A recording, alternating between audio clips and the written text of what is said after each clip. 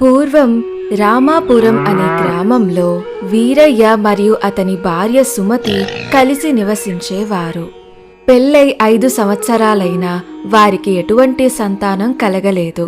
సుమతి ఆ కారణం చేత ఎప్పుడూ దిగులు చెందుతూ ఉండేది. సుమతి వట్టి అమాయకురాలు మరియు గొప్ప శివభక్తురాలు. మరోవైపు వీరయ్య స్వభావానికొస్తే పిల్లికి కూడా భిక్షం పెట్టని పిసినారోడు. అదే ఊరిలో వాసు అనే వ్యక్తి ఉండేవాడు. రెక్కాడితే కాని డొక్కాడని బతుకు అతనిది.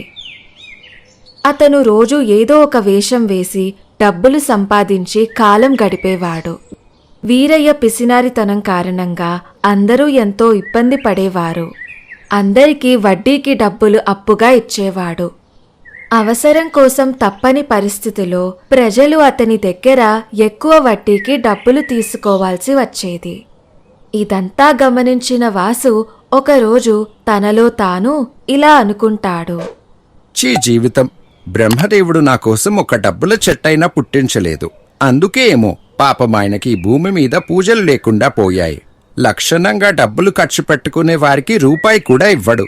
ఇతరులకు దానం చేయక తాను తినకుండా ఉండేవారికి మాత్రం లక్షలు ఇస్తాడు. ఈ వీరయ్య లాంటి వారు దానికో ఉదాహరణ.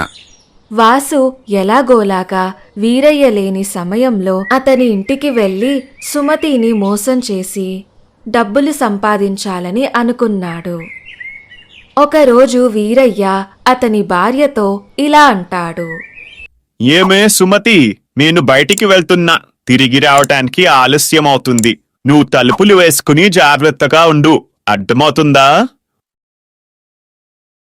అలాగేనండి, జాగ్రత్తగా వెళ్ళిరండి. వీరయ్య వెళ్లడం గమనించిన వాసు వెంటనే సాధువు వేషంలో వీరయ్య ఇంటికి వెళ్తాడు. ఎవరమ్మా ఇంట్లో? ఇంట్లో పనిచేసుకుంటున్న సుమతి ఎవరా అని బయటకు వచ్చి, చెప్పండి స్వామి, ఎవరు మీరు? మీకేం కావాలి? చెబుతానమ్మా, చెబుతాను. నేను ఎవరిని, ఎందుకోసం వచ్చానో అన్నీ వివరంగా చెబుతాను. మా ఆయన ఇంట్లో లేరు స్వామి, మీరు వచ్చిన పని ఏమిటో తెలియజేయండి. నన్నందరూ నందీశ్వరుడు అంటారు తల్లి. నందీశ్వరుల వారా? అవును తల్లి. నందీశ్వరుడేంటి ఈ వేషంలో ఇక్కడికి వచ్చారు అని ఆలోచిస్తున్నావా? సాధారణ జనులు భయపడపారమి ఇలా వచ్చానమ్మా.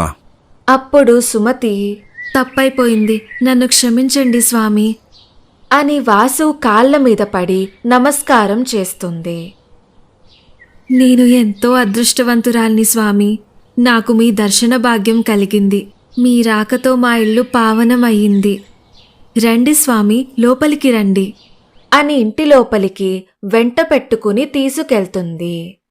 అప్పుడు వాసు, కైలాసంలో నాకసలు తీరికే ఉండదు తల్లి. నేను లేకపోతే నా శివయ్యకి ఏమీ తోచదు. కాని ఒక ముసలి దంపతుల బాధ చూడలేక అక్కడి నుండి ఇక్కడికి రావాల్సి వచ్చింది. మీరు చాలా గొప్పవారు స్వామి. ఇంతకీ ఎవరు స్వామి ఆ ముసలివారు? వారి పేర్లు రంగనాయకమ్మ, పుల్లారావు. వారిద్దరూ దంపతులమ్మా. సుమతి ఆ మాటలు వినగానే, ఆ వారు మా అత్తామామలు స్వామి అని అంటుంది. తెలుసు తల్లి, నాకన్నీ తెలుసు. అందుకే నీకోసం కైలాసం నుండి వచ్చాను. మా అత్తామామలు అక్కడ క్షేమంగానే ఉన్నారా స్వామి? క్షేమమా అని అంత చిన్నగా అడుగుతావేంటి తల్లి? అక్కడ వారు ఎంత కష్టపడుతున్నారో తెలుసా? తినడానికి తిండి లేదు, కట్టుకోవడానికి బట్ట లేదు. మీ అత్త చిరిగిపోయిన చీరలు కట్టుకుంటుంది పాపం. అయ్యో స్వామి, మా అత్తామామలు అన్ని కష్టాలు పడుతున్నారా? మేమున్నంత వరకు వారికి ఎటువంటి ఇబ్బంది ఉండకూడదు. వారు మీకేమి చెప్పారు స్వామి? వారు బాగుండాలంటే నేనేం చేయాలో చెప్పండి స్వామి. అప్పుడు వాసు తాను పన్నిన పన్నాగంలో మెల్లమెల్లగా చిక్కుకుంటున్న సుమతిని చూసి వాసు సంబరపడతాడు. ఏముందమ్మా, మీ మామగారికి 4 పట్టు పంచెలు, చొక్కాలు, మీ అత్తగారికి 4 పట్టు చీరలు, వేసుకోవడానికి నగలు, ఖర్చుల కోసం కొంత డబ్బు ఇచ్చావే అనుకో, నేను తీసుకెళ్లి వారికి చేరుస్తాను. స్వామి, మా మగవారు ఇంట్లో లేరు. దయచేసి వారు వచ్చే వరకు వేచి ఉంటారా? అప్పుడు వాసు కోపంగా, ఏంటి నేను కైలాసం నుండి వస్తే ఇంట్లో వారు లేరు అంటావా? ఏదో ముసలివారు కదా అని వస్తే ఇలా చేస్తావా? నాకు సమయం లేదు. ఇప్పుడే ఇస్తే ఇవ్వు, నేను తిరిగి కైలాసం వెళ్ళాలి.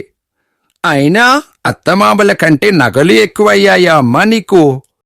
ఆ మాటలు వినగానే సుమతి ఇంట్లో ఉన్న నగలు, టప్పు, బట్టలు అన్నీ తెచ్చి, మా అత్తామామలు జాగ్రత్త స్వామి అని చెప్పి వాసుకి ఇస్తుంది. సరే అమ్మా, వీలు చూసుకుని మళ్ళీ వస్తాను అని చెప్పి వాసు వెళ్ళిపోతాడు. సుమతి అయ్యో అత్తయ్య, అయ్యో మావయ్య అని ఏడుస్తూ ఉంటుంది. కాసేపటికి వీరయ్య తిరిగి ఇంటికి వస్తాడు. ఏంటి తలుపులు తెరిచి కూర్చున్నావు? వెళ్ళి తాగడానికి మంచినీరు తీసుకునిరా. సుమతి వినిపించుకోకుండా అయ్యో అత్తయ్య, అయ్యో మావయ్య అని ఏడుస్తూనే ఉంటుంది. మీ అత్తయ్య మావయ్యకేమైందే అంతగా ఏడుస్తున్నావు? అని వీరయ్య అడిగాడు. మా అత్తయ్య మావయ్య కాదండి, మీ అమ్మా నాన్న. వారు చనిపోయి సంవత్సరం అయింది కదా, ఇప్పుడు వారికేమైంది? దానికి సుమతి కైలాసంలో వారు చాలా ఇబ్బందులు పడుతున్నారండి ఈ విషయాలు నీకెవరు చెప్పారు? అని వీరయ్య అడుగుతాడు. కైలాసం నుండి నందీశ్వరుల స్వామివారు వచ్చారండి. ఈ విషయాలన్నీ వారే చెప్పారు. కైలాసం నుండి రావడమేంతే? వచ్చింది ఎవడో పిచ్చోడయ్యుంటాడు.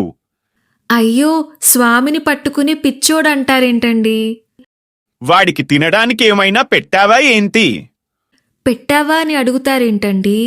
అత్తామామలు కైలాసంలో అన్ని కష్టాలు పడుతుంటే చూస్తూ ఉండమంటారా చెప్పండి? అందుకే వారికి అవసరమైన బట్టలు, చీరలు, నగలు, టప్పులు స్వామి వారికిచ్చి పంపించాను. ఏంటి? బట్టలు, నగలు, డబ్బులు ఇచ్చి పంపించావా? కొంప ముంచావు కదే. వాడు ఎలా ఉంటాడు చెప్పు, పోలీస్ కంప్లైంట్ ఇస్తాను. ఆ మాటలు విన్న సుమతి, దేవుడి మీద పోలీస్ కంప్లైంట్ ఇస్తారా? కళ్ళు పోతాయండి. ఒస్సే, ఇంట్లో ఉన్న బట్టలు, నగలు అన్నీ ఇచ్చేశావు. వచ్చినవాడు ఎవరో కాని మనకి పంగనామాలు పెట్టి వెళ్ళిపోయాడు. వాడు ఎలా ఉంటాడో కాస్త చెప్పవే. అప్పుడు సుమతి, వచ్చినాయన సన్యాసి వేషంలో ఉన్నారండి. మీసాలు, గట్టాలు ఉండటం వల్ల ముఖం సరిగ్గా కనిపించలేదు. ఆ మాటలు విన్న వీరయ్య, ఏంటి మొహం కనిపించలేదా? నీ తింగరితన అమాయకత్వంతో మన కొంప ముంచావు కదే అని తిట్టి కంప్లైంట్ ఇవ్వడానికి పోలీస్ స్టేషన్కి లగెత్తాడు. ఫ్రెండ్స్, నాకు ఈ వీడియో చేయడానికి 2 రోజులు పట్టింది. ప్లీజ్ మీరు ఈ వీడియోకి ఒక లైక్ ఇవ్వండి అండ్ మన ఛానల్ ని సబ్స్క్రైబ్ చేయండి. మీరిచ్చే లైక్స్ నాకు మరిన్ని స్టోరీస్ చేయడానికి మోటివేషన్ ఇస్తుంది. అలాగే మన స్టోరీస్ ని ఇంకొంతమందికి యూట్యూబ్ రికమెండ్ చేస్తుంది.